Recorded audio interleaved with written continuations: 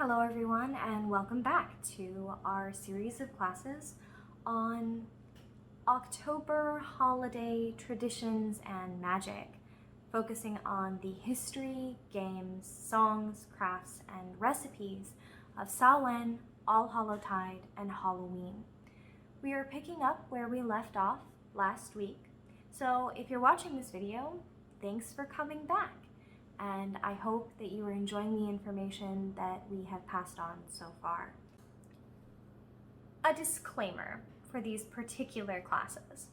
I do not speak Gaelic, Scots Gaelic, or Welsh, nor do I know how to pronounce various words in those languages. So please bear with me, I am doing my best. For some of these, I tried to find pronunciation guides online, and I am trying, but it's bad. It's pretty bad, and I'm aware of that, which is why I've provided the spelling of the words in subtitles below so that you can look them up yourselves and hopefully pronounce them better than I am. We left off covering various misconceptions and points of contention in the historical record and the historical perception of how the Celts celebrated Samhain. Today we're picking up on the discussion of the hairy ones. The Celts believed that Samhain was a time when hairy, dark green-skinned, goblin-like creatures with occult powers emerged from their secret hiding places. They were said to be resentful of the Celts for taking over the land that had once been theirs, and it was believed that they took revenge, anywhere between mild pranks and malicious or evil acts throughout the year, but especially on Samhain night. Some stories claimed that the goblin-like beings could act every Samhain night period, but that every 7 years or so on Samhain, the creatures had additional power or possibly additional impetus and would steal human infants or small children. One theory claims that these stories actually result from a historical people that existed during the Stone Age in a wide area of Britain. When the Celts invaded their country from Europe around 500 BCE, these people may have hidden in the forests and camouflaged themselves with green foliage, which may explain the description of them as having dark green skin. They frequently raided the invading Celts' homes under the cover of darkness in order to steal food. Some Celts resorted to leaving offerings of food outside their dwellings at night before going to sleep, and this may have evolved over time into the myths surrounding goblin-like creatures and the tradition of leaving milk or cream outside for them. In Scotland, a libation of milk known as Liach na Grua Gaich, milk to the hairy ones, was poured on a special stone each Samhain as an offering to these beings. If the ritual was not performed, it was said that the goblin-like beings would injure or kill a family's livestock or beloved pet. Many folk tales around Samhain and the later celebration of All Hallowtide in Celtic areas revolve around the existence of a creature called a puka. Because the doors to the otherworld on the Hollow Hills stood open on Samhain, all manner of fey creatures were said to roam about, including the puka. Puka were considered to be bringers of both good and bad fortune. They could help or hinder. In some regions, the puka were described in folktales with considerably more respect than fear. If treated with deference and respect, they may actually be beneficial to those who encounter them. Contrary to some modern descriptions in pagan or occult books, puka could have dark or white fur or hair. Pukai were shape changers, which can take the appearance of horses, goats, cats, dogs, and hares. They may also take a human form, which always includes some kind of animal feature that gives the illusion away, such as ears or a tail. One theme of the puka's folklore is that they appear as a horse and entice humans to take a ride on their back, giving the rider a wild and possibly terrifying journey before dropping the unlucky person back at the place they were taken from, or killing them. These encounters with the puka tend to occur in rural, isolated places, far from settlements and homes. The Celts believed that it was important for farmers to gather all of their crops before October 31st, because anything remaining in the fields was considered puka or fairy blasted, and hence inedible. In some areas, the reapers leave a small share of the crop, the puka's share, to placate them, and this is done to this day. The 1st of November is then considered the puka's day, the one day of the year when it can be expected to behave civilly for sure, rather than it being kind of a guess which nature of the puka you will get during your interactions with them. At the beginning of November, in some folklore, the puka either defecate or spit on the fruits of various plants in the wild, rendering those fruits inedible and unsafe. So everything is said to need to be gathered before then and go into the winter food stores before November 1st.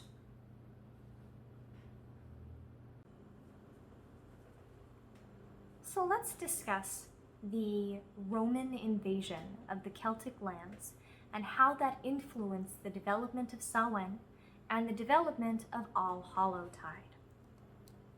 During the 1st century BCE, the British Isles and France, called Gaul at the time, were invaded by Roman armies and forced to become part of the Roman Empire. The Romans had their own festival to honor the spirits of the dead, Feralia, celebrating the Manes, Roman spirits of the dead, particularly the souls of deceased individuals. Feralia marked the end of Parentalia, a 9-day festival from the 13th to the 21st of February, honoring the dead ancestors. The 21st of February was considered the last day of the year, according to the old Roman calendar, and it was both a day of celebration and mourning, which aimed to give rest and peace to the departed. The Romans recited special prayers and placed offerings and gifts on graves. The Romans also celebrated a festival each November in order to honor their goddess Pomona, who was considered responsible for making orchards flourish. During the centuries after Rome invaded, during which both Roman and Celtic traditions were occurring in the same area, some of the customs from Samhain and the Roman festivals merged and syncretized. In 43 CE, the Roman Emperor Claudius Caesar outlawed the Druid religion. In the 5th chapter of the 12 Caesars, the Roman biographer Gaius Suetonius Tranquillus wrote, he, Claudius, utterly abolished the cruel and inhuman religion of the Druids among the Gauls, which under Augustine had merely been prohibited to Roman citizens.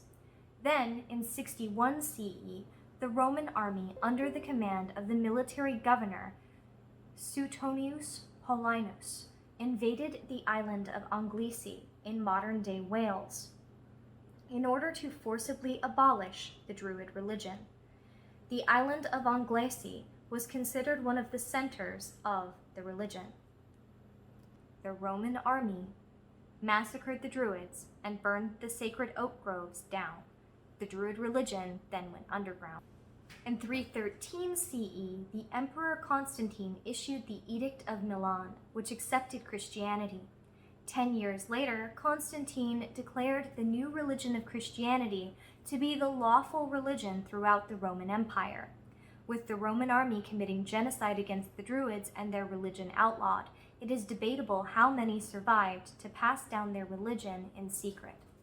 The best evidence of a Druidic tradition surviving in the British Isles is the development in language of the independent cognate of the Celtic Druid in insular Celtic.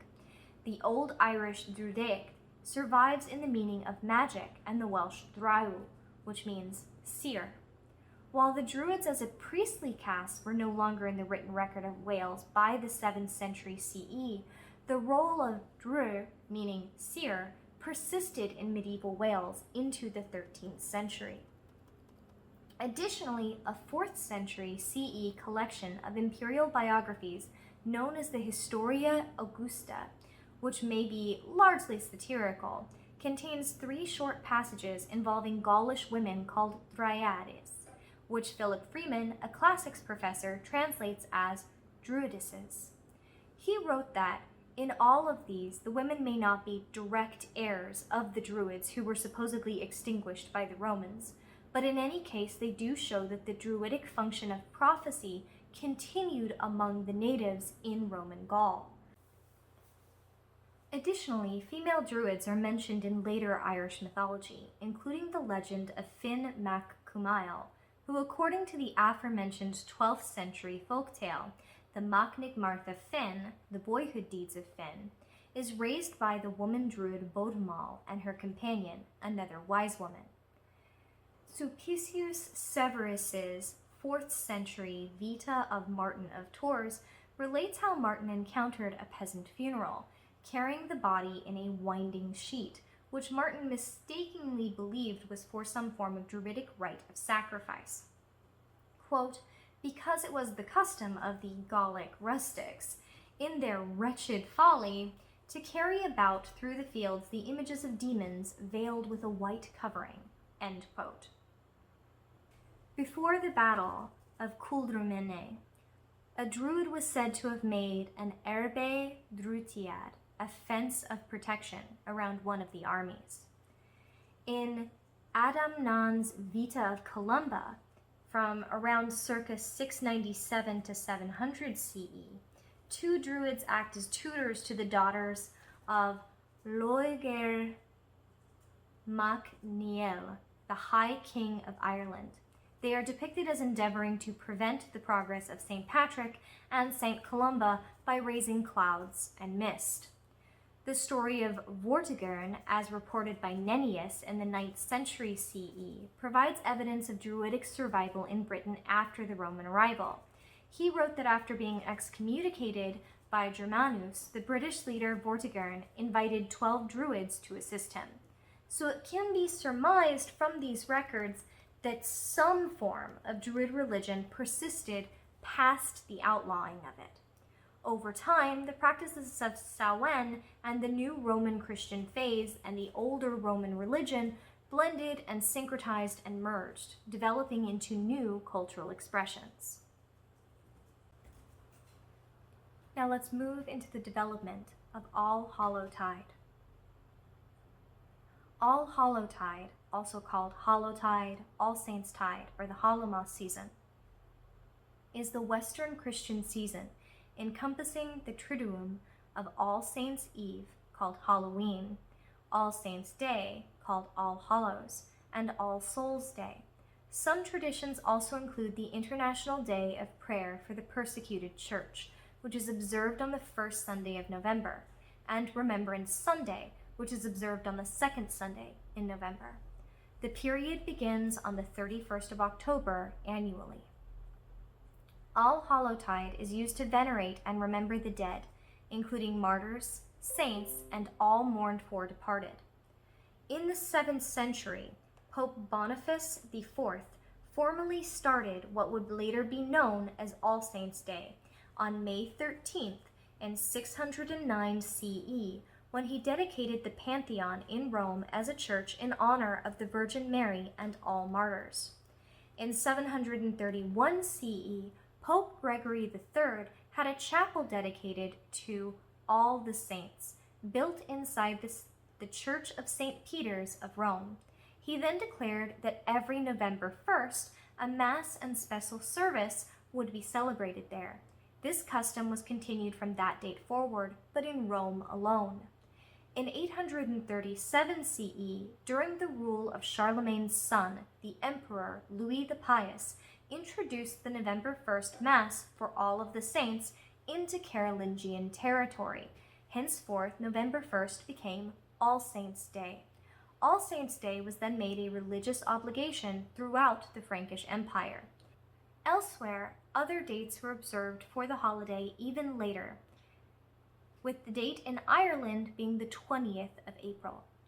In the early 11th century, the modern date for All Souls' Day was popularized after Abbot Odilo established it as a day for the monks of Cluny and associated monasteries to pray for the dead. So, was the development of All Hallowtide an attempt to subvert or an attempt to syncretize? Irish Christian monks held considerable influence over continental Christianity during the 6th, 7th, and 8th centuries. Saint Columban, an Irish Christian evangelist, who was the founder of the famous abbeys of Luxeuil in the Vosges and Bobbio in northern Italy, had numerous disciples who spread the Columbanian monastic order and liturgical customs, even while being decried by various Roman prelates, which heavily influenced the development of Roman Christianity. During the reign of Charlemagne, all the religious and spiritual leaders who surrounded and influenced the emperor, including Alcuin, the leading scholar of the Carolingian court, received their religious instruction in insular monasteries that were based on the Irish monastic model. The idea of purgatory was a result of the speculations and contemplations of the Irish Christian priests. It is my personal theory, and not an established academic one, that as all of the clerics surrounding Charlemagne, who were present during the upbringing of Louis the Pious, were Irish, or at least had major Irish influence upon their practices, that at least one major influence, though certainly not the only one, on the placing of All Saints' Day on November 1st and the creation of All Hallowtide at the same time as Samhain was intentionally influenced by the remnants of the Celts themselves. Although many members of the modern pagan and witchcraft community have argued that Christians placed the date as such to intentionally erase Samhain, it is my theory that it was placed as such in order to preserve it.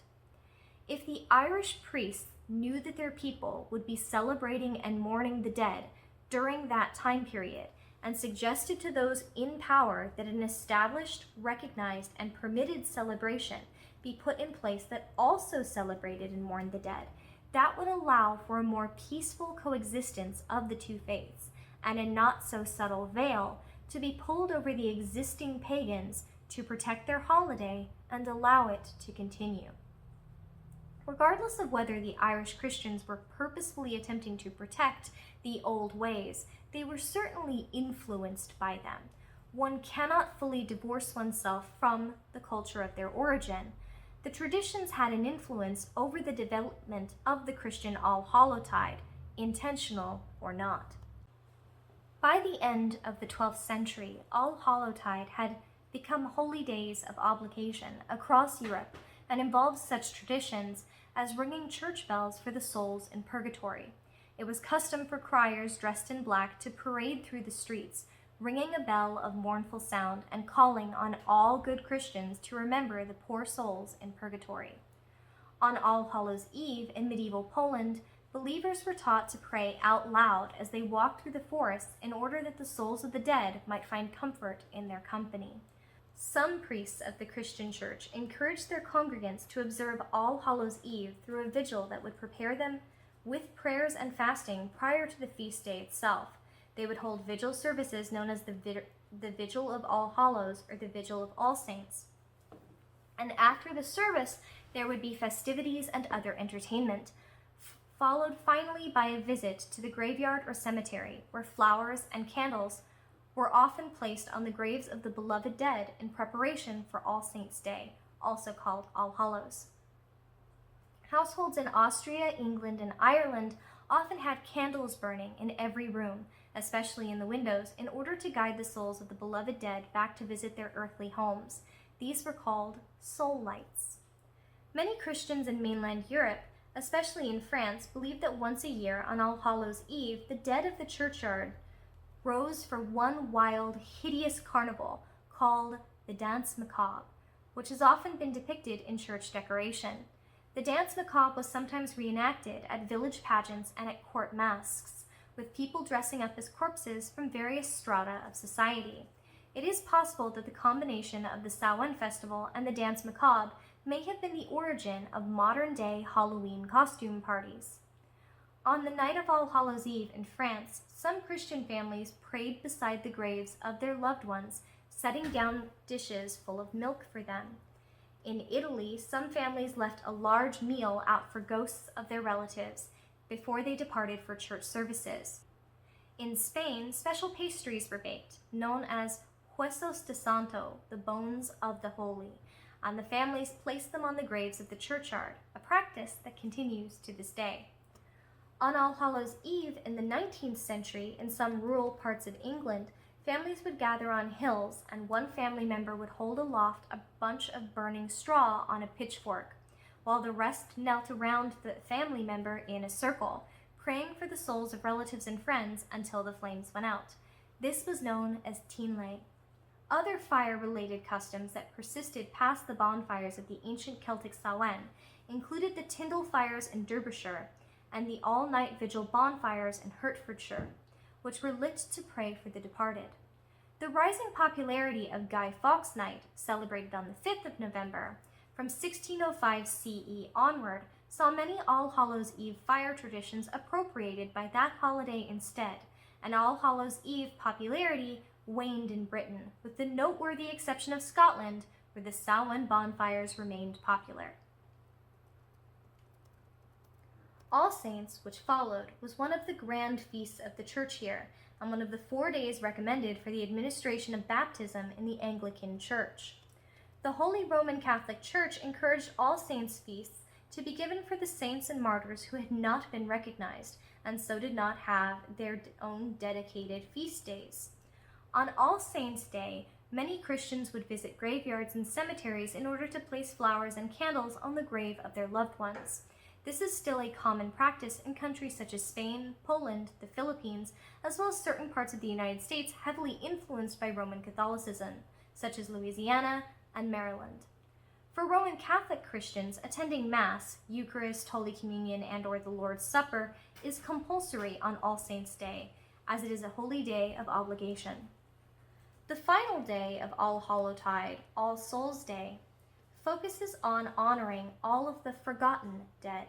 Originally, it was specifically for those who had been martyred in the service of their Christian faith and had yet not been commemorated, but this evolved into a day of any of the forgotten dead.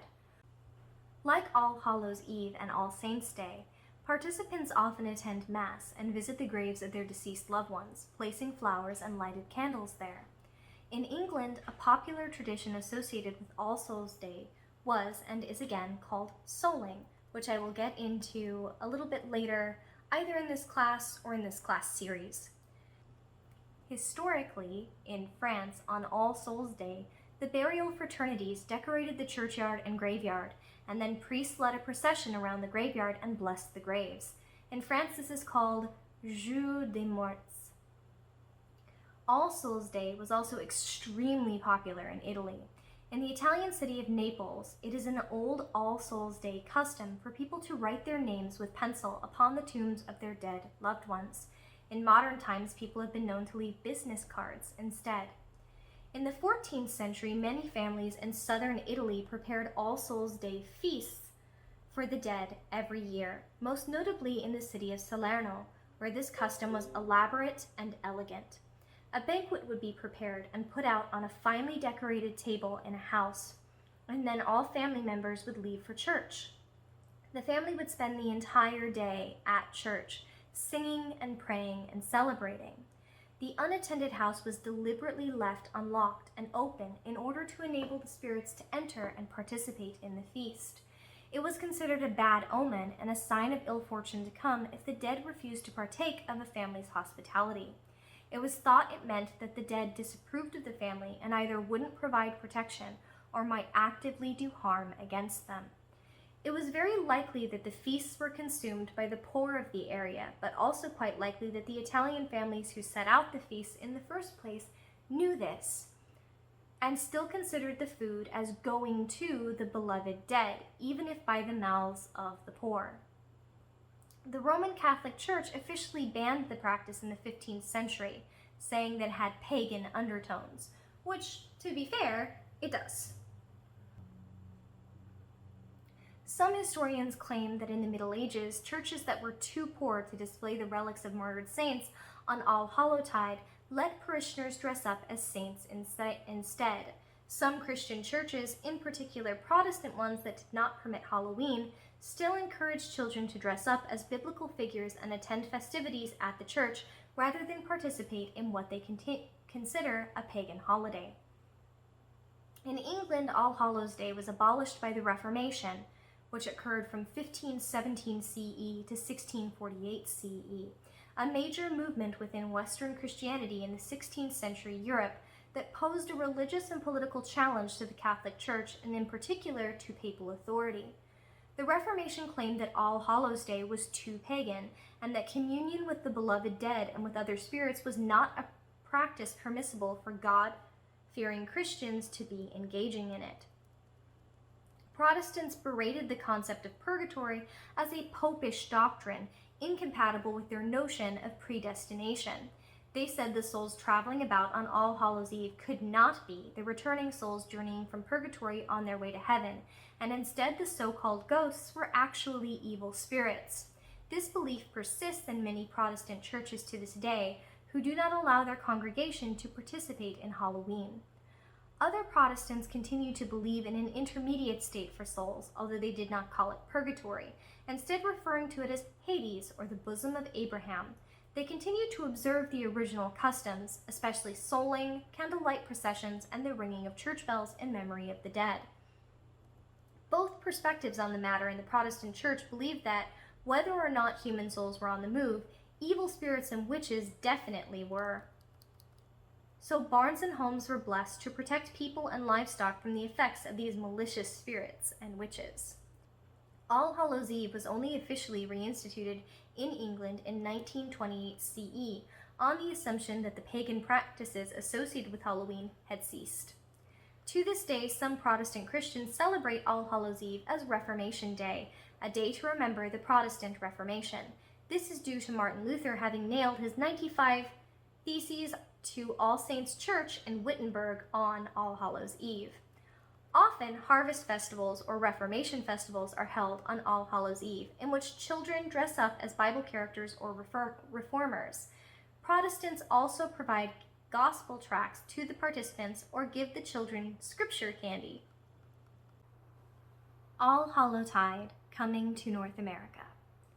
Along with other festivities, such as Christmas, All Hallowtide was actually forbidden among the early North American colonists. However, by the 1800s, festivals that marked the harvest and incorporated elements of what we would consider either Samhain or All Hallowtide had begun to develop. This is, unfortunately, largely due to the Irish potato famine, also known in Ireland as the Great Famine or the Great Hunger. In the 19th century, the potato was the primary food source for most of the population throughout Ireland, as the majority of the grain grown on their land was taken by their English landlords. When a widespread potato blight ravaged Ireland in the 1840s CE, it killed approximately 500,000 to 1,500,000 people. This resulted in almost 2 million Irish people fleeing Ireland in order to avoid starvation. Approximately 700,000 Irish citizens immigrated to the United States, and they brought with them their Samhain and All Hallowtide traditions. Thank you for joining us for this particular class in the series on the history and development of Samhain and All Hallowtide and Halloween. We will pick up in the next couple days on the history of trick-or-treating, souling, mumming, and guising. Thank you very much for joining us.